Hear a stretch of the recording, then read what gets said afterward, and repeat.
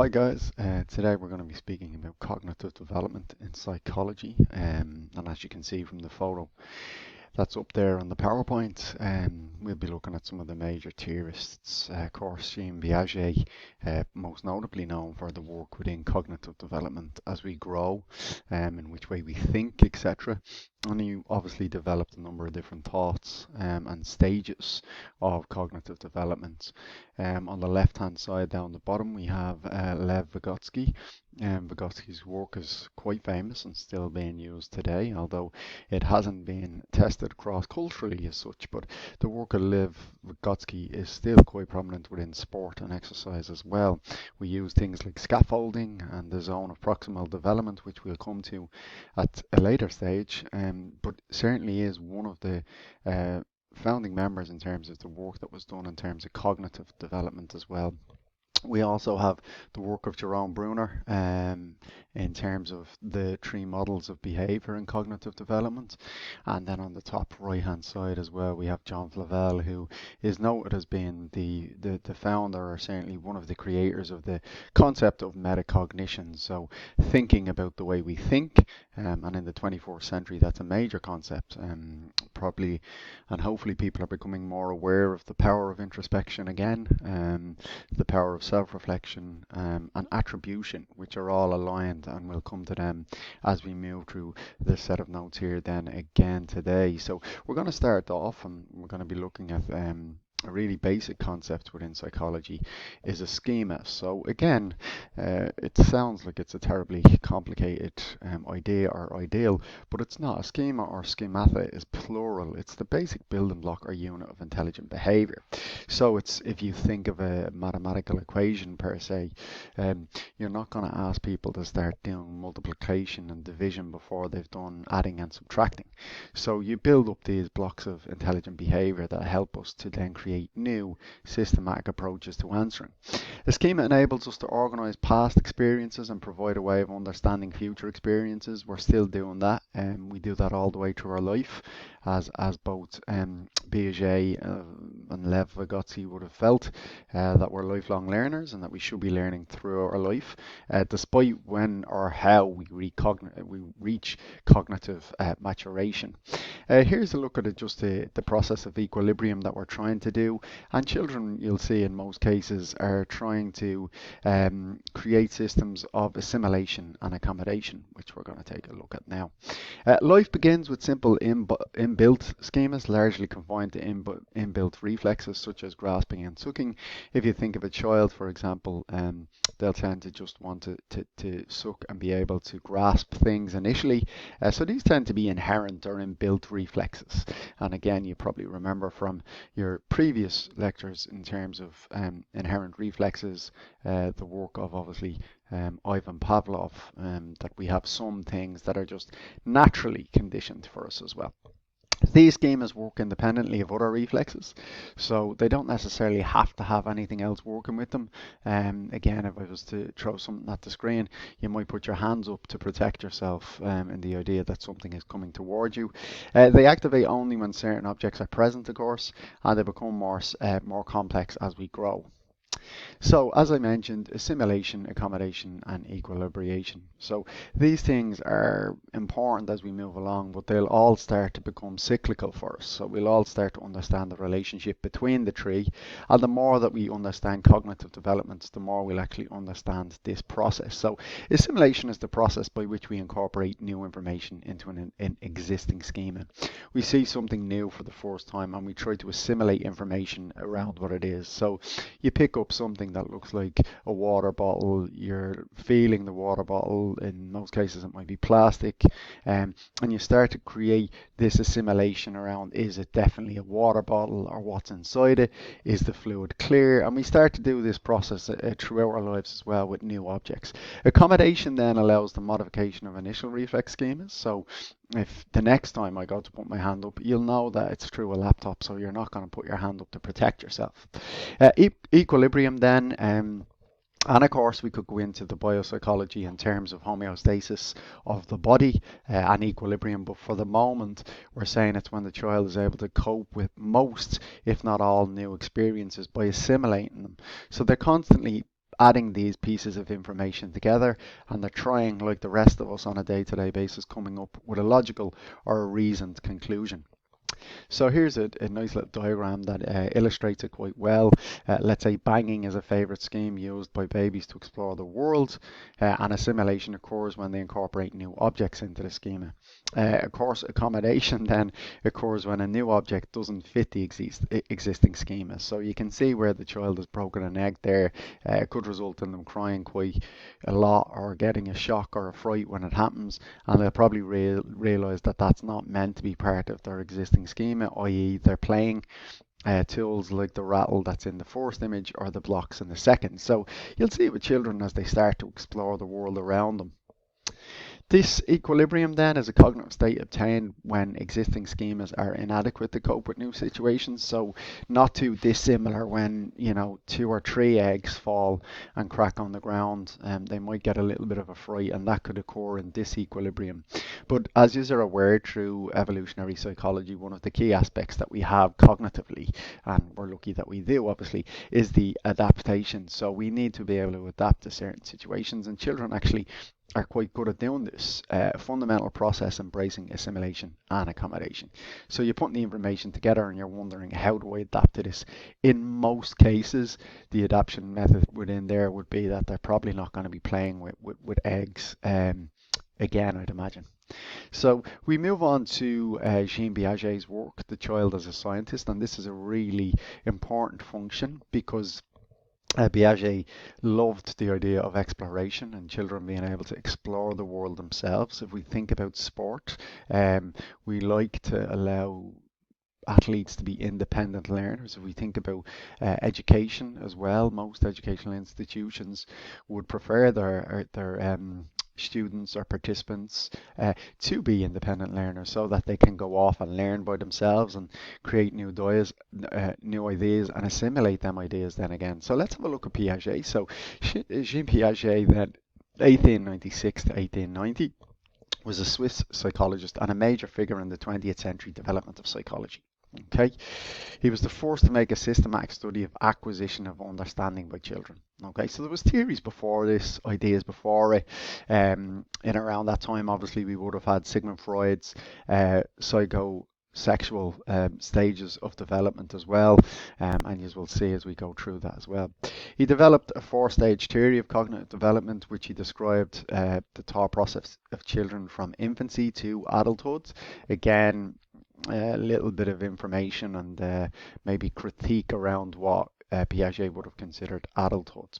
The work was based on Binet and Simon's work on intelligence tests, and they were interested in why children make these errors. So a really major form, particularly within when we look at information processing, taking information on board and maybe using the method of trial and error for learning as well. According to Sheffer then in 2004, Piaget's theory is the most comprehensive account of how children come to understand the world. Piaget believed that a driving force behind intellectual development is our biological development, so the maturation amidst experiences with environment. He believed that our cognitive development is shaped by the errors we make and by our active attempts to make sense of the world. Again, important assumptions that come with it. Development is discontinuous. So again, we'll look at that as we go forward. Each stage is qualitatively different. So there's a number of different factors that you'll straight away be able to say, oh, this is stage 2 or stage 3. Preoccupational, formal occupational, concrete operational, whatever whatever it is, you'll kind of come across that. Stages reflect periods where the child is capable of understanding certain things, but not others. Okay, so no real difference to adults, I guess. The stages are universal, emphasizing the importance of nature, transition from one stage to the next due to the maturation, so the level of biological and neurological development and the interaction with the environment. So it's all encapsulating there. It's hitting on the genetic compound, so we're looking at the nature side, but we're also looking at the nurture side, because how do the children interact with the environment that they're placed in. Intelligence involves adapting to the environment, so the child is active in their development. So again, if we think of sport or if we think of any kind of learning institute, most of the times the learning takes place by doing. So the interaction of the child or the athlete is vitally important. Okay, so as we said previously, Piaget saw the child as a scientist constructing its own understanding of the world, an organism adapting to its environment. So Meadows was more concerned with the study of the child as a thinker, and Bruner considered instruction as an essential part of the learning process. So you can already see by the different pieces of academic research that people have different ideals around what way they believe is best practice to teach children or for children to learn. Here are the stages then set out in terms of the Piaget's cognitive stages of development. Stage one is the sensory motor stage. That's from about 0 to 2 years of age. The pre-occupational stage, operational stage, is 2 to 4 years of age. Stage three is the concrete operational stage, and that's from say ages 7 through till 11. And stage four then is the formal operation stage, from 11 all the way through to adulthood. You might see in some textbooks that the pre-operational is from 2 to 6, or concrete is from 6 to 11, or 6 to in between 11 and 12.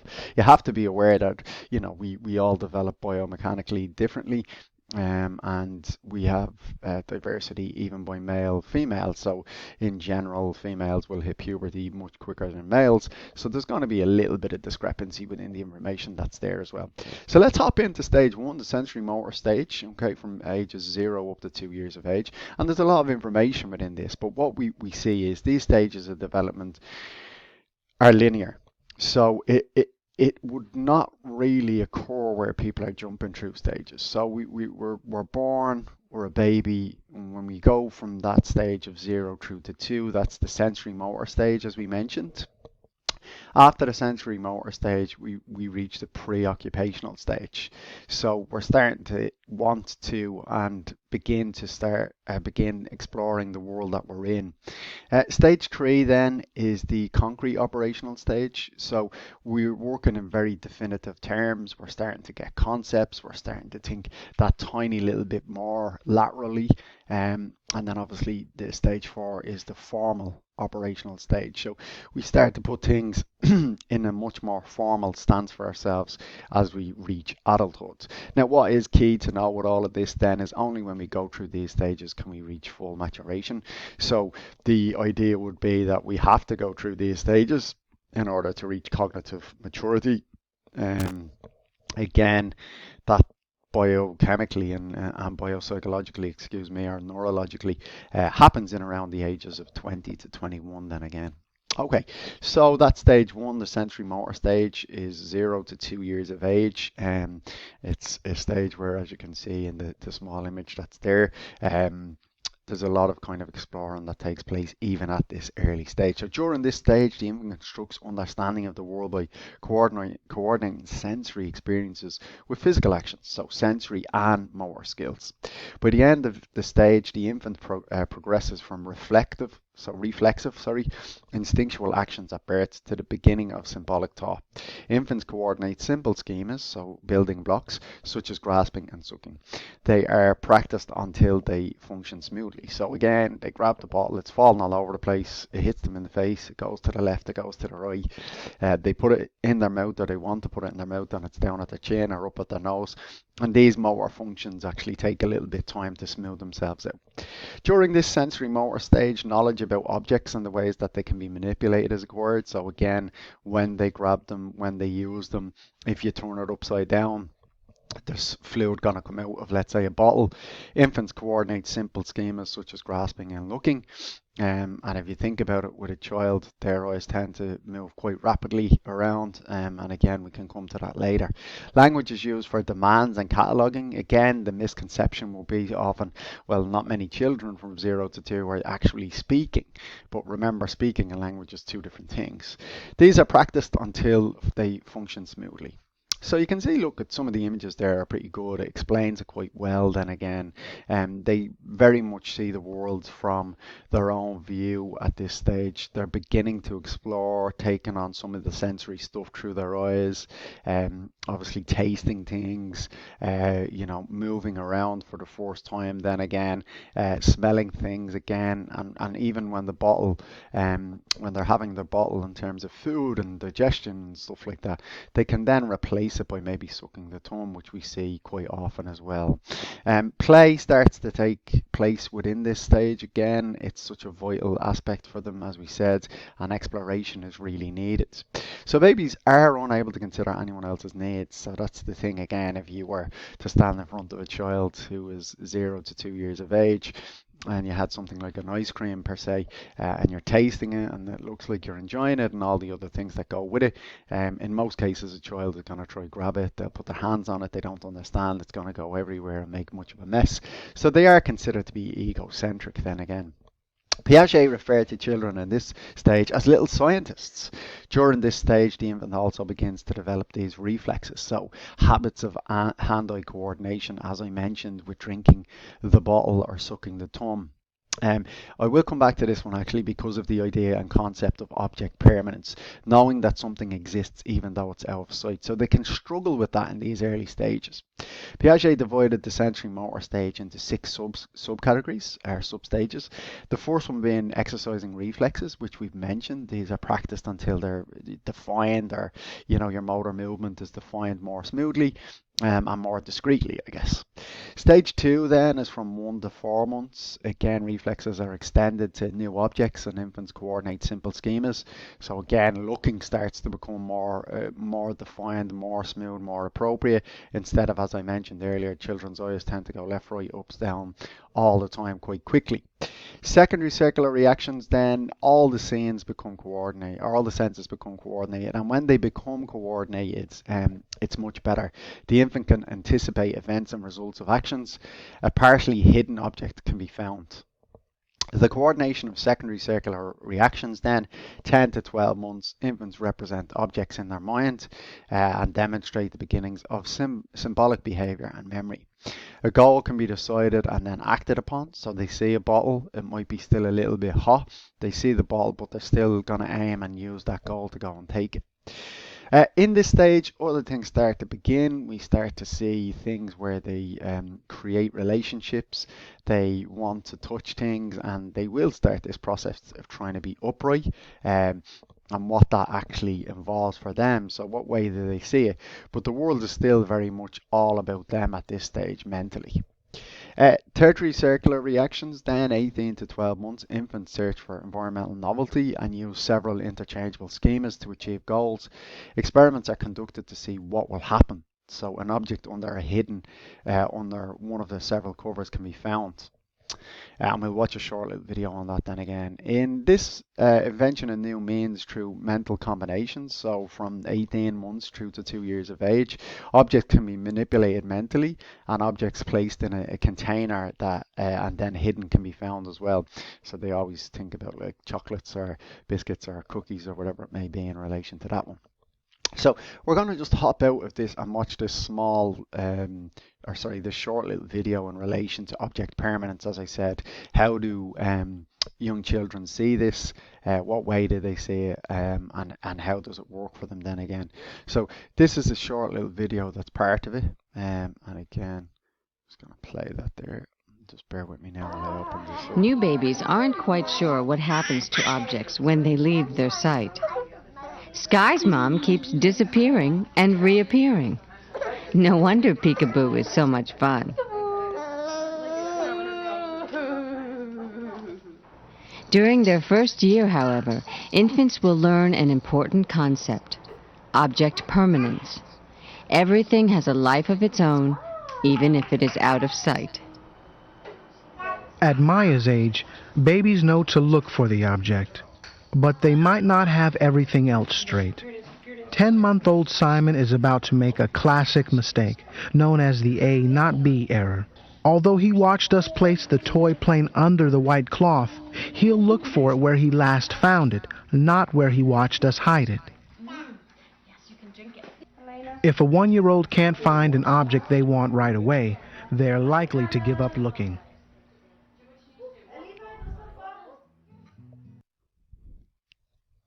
Okay, so again, it's a really interesting output that's there for us. Just come out of it now again and come into the document that we were in. Okay, brilliant. So again, as you can see, young Simon, that at the end, that's the AB object that's there in front of them. So they'll go and look where they last found it, as opposed to where they last seen you put it, which is interesting as well in terms of the object permanence. We're going to move into stage 2 now, which is the pre-operational stage, and we'll look at some of the concepts that's attached to it. During this stage, symbolic thinking improves as the child begins to represent the world with words and images. The child begins to use proper syntax and grammar to express full concepts. So, you'll see this with kids quite often. They might say something big, big, small, rather than saying it's smaller per se. The child obviously then goes beyond the connection of sensory information and physical action. So they start to walk, they start to talk completely and functionally. Imagination and intuition are strong at this stage. And we'll take a look at some of the images then attached to that now in a moment. As you can see here, they love play. They've got their teddy. They're imagining things in the world, putting the teddy to bed, playing around with parents, and starting at least a small process of starting to understand what's going to happen to them in certain situations. They do have attachments at this stage, obviously as well, but they definitely see the world in terms of the role that they play within the family. Again, and then the bottom right, then you can see that they love, and you'll probably attest to this when you were young yourself, they love playing games in terms of adult formal operational things like doctors, nurses, anything like that where they can, take on the role of an adult. Piaget subdivided this stage into the preconceptual and the intuitive sub-stages, so ages 4 to 7. The absolute nature of the preconceptual child thinking makes relative terms such as bigger or stronger difficult to understand. Things tend to be bigger or just big, The intuitive child can use relative terms, but its ability to think logically is still limited. And we're going to see good examples of that then again.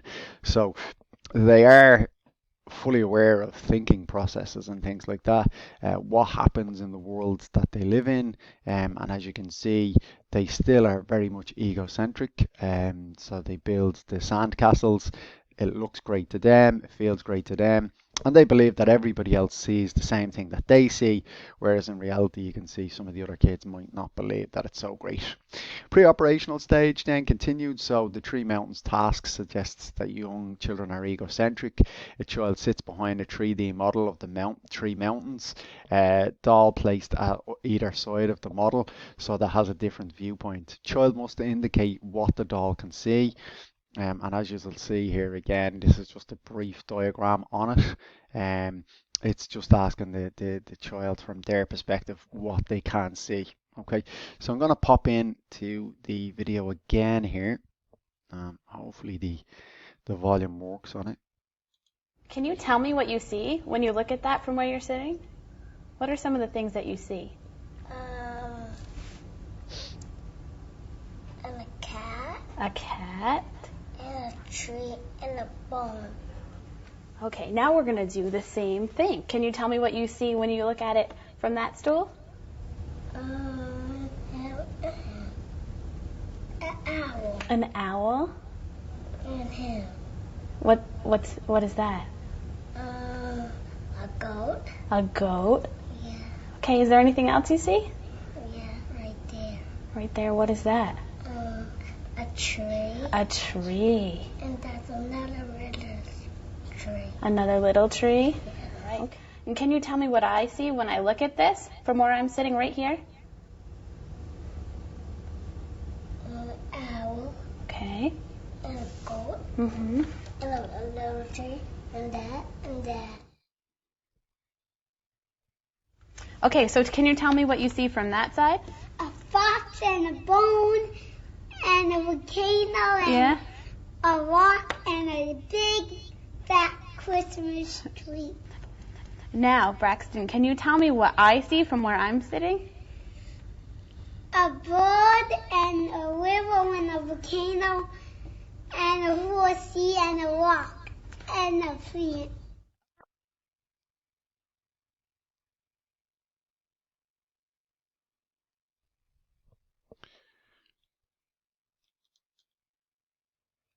Okay, so again, we see some of the intricacies that occur there. It's an interesting video as well. It's kind of been backed up. Children under 8 cannot solve problems correctly. Piaget and Illner in 1948 suggested this, and it just suggests that they are egocentric, that they cannot see things other than the view that they're seeing. So they've not developed the ability to recognize that people have different point of views. And if I could just go back to the image here of the sandcastle again, it's quite good at illustrating that they do believe that, you know, everybody's seeing the world as they see it, and that the sandcastles are brilliant and fantastic. But the reality is maybe other people don't see it the same, and it's a really big, important social / learning skill that they come across later in life then. Conservation tasks then again, short little video with that as well that'll show you now here shortly. I'll just run through it first. So they demonstrate that young people cannot understand logical principles or perform operations. Conservation tasks then, the idea that the amount of substance remains the same, and this is something we probably would have done quite. Okay, so just gonna watch this short video now on conservation. It's cool. It's a good video. So I'm going to make 2 rows of quarters.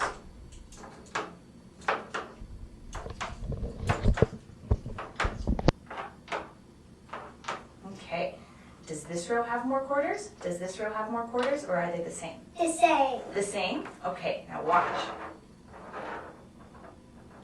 Now, does this row have more quarters? Does this row have more quarters, or are they the same? That one has more quarters. That one has more quarters? Yeah. Why does that one have more quarters? Because it's stretched out. Because it's stretched out? Yes. Okay, so how many are in this row? 1, 2, 3, 4, 5. Okay, how many are in this row? 1, 2, 3, 4, 5.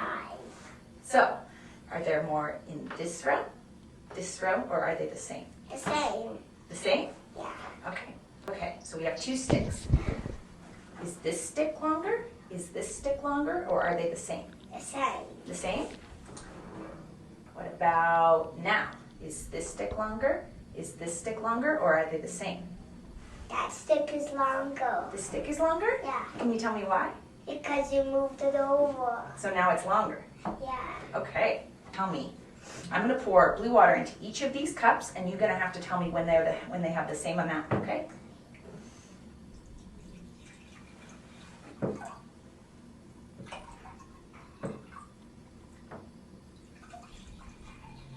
Okay, tell me when this one is the same. The same. The same? Those 2 are the same now? Yeah. Okay. They're the same? I love how he puts his hand in to measure across like a tape of some sort.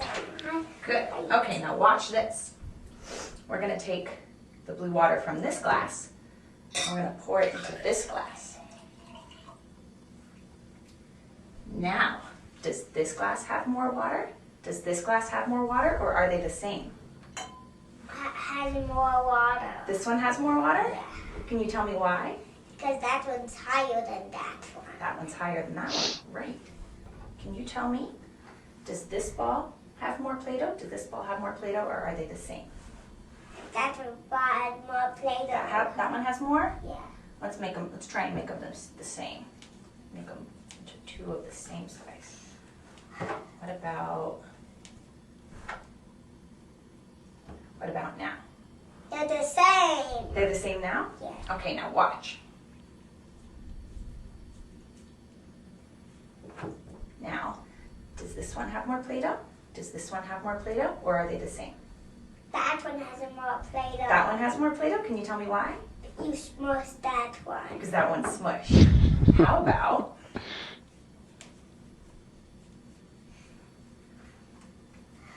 How about now? Does this one have more Play-Doh? Does this one have more Play-Doh, or are they the same? The same. Now they're the same. Why are they the same? You roll that one back up. Okay, great. So you can see what's happening here in relation to it in terms of Okay. the Did we show the graham conservation crackers tasks fair? that are being Is asked. this fair? Yes. Yes? Can you tell me why it's fair? You have one and I do. I have one. You have two and I have one. Is that fair? No. No. How about now? Now that's fair. Now that's fair. Why is that fair? You have two and I have two. Yeah.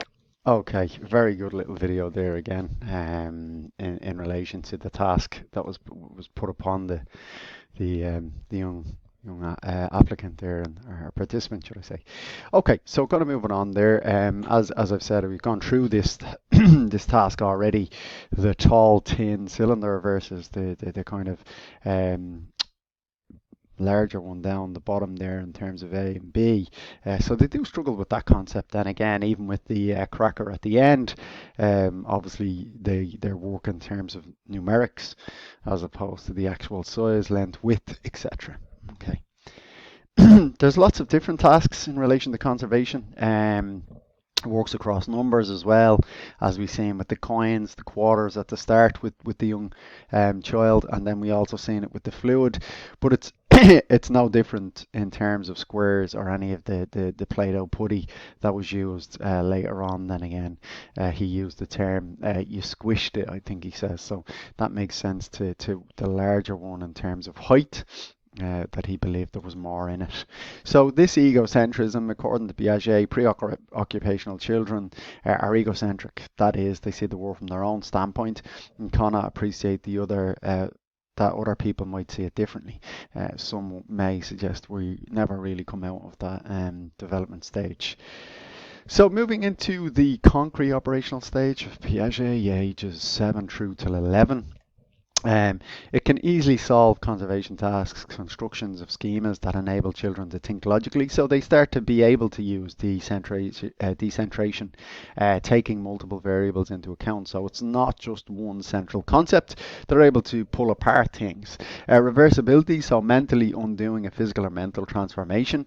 They start to have inductive logic, so being able to subtract, take away, add, etc., and moving from personal experience to general principles. Then again, they're good at manipulating things that can be seen and touched. And as we see the world that they begin to develop around them, they've obviously the conservation tasks that are there in terms of the bottom right, and up at the top, they start to come to this inductive stage where if 3 and 5 equals 8, then 8 take away 3 should be 5 for them. Then again. The next part of it, the next phase, obviously there's other things happening in them. They can start to eventually or begin to start seeing things in the world around them, and they put themselves in other people's shoes. Okay, so just continuing on with that, then we're going to go into stage 4, which is the formal operational phase, and that's actually from the ages obviously of 12 upwards. What do we start to see during this stage? The adolescent is able to reason in more abstract, idealist and logical ways. The child develops theoretical, hypothetical and counterfactual thinking, believe it or not, at that stage. They do have deductive reasoning, which is vitally important, as you can imagine, and understand people's reasoning for actions, so other people's reasons for actions, which we will see now shortly. Then again, there's a short video to come attached to it, but we'll watch that at a later date. If you want, you can just look it up. The link is down the bottom there in terms of the formal operational phases, just about growing up and having lateral thought. Then again, and we move in and we start to see that they can start to begin to think rationally. They start to create a higher range of cognitive ability, so the ability to play something like chess. They're able to see the world from their own perspective, realizing that the world works in different ways, so happy and sad, people who are up and down, etc., and all them things that go with it. The idea of love and hate comes into it, so realizing that part of life as well, that there's things that you're going to really enjoy enjoy, and things you might not. So maybe a hedonistic view coming into play there in terms of pleasure and avoidance of pain. And really, the one down the bottom is quite accurate in terms of they begin to create moral reasoning around things, why people act in certain ways and others don't. They have the concept of deductive reasoning, so they can start to look at equations and plan their life much more freely and accurately now, and they do things in a much more systematic approach. So the work of Jean Piaget and the stages in terms of development, the 4 stages as we said, comes to an end here, but the work of Piaget started at a very young age. In fact, 11 years of age he began to do research with albino sparrows, and by the age of 20 or 22 he was beginning to do tests with children and realizing that children, in the same type of questions they were being asked, they were creating the same errors in most of them, but also they were creating the same solutions. So his thirst and hunger for children in terms of development cognitively has far reached a greater scope then again, and it's an illustration to the work that he done all the way back then that it's still prominent to today. Okay, thank you.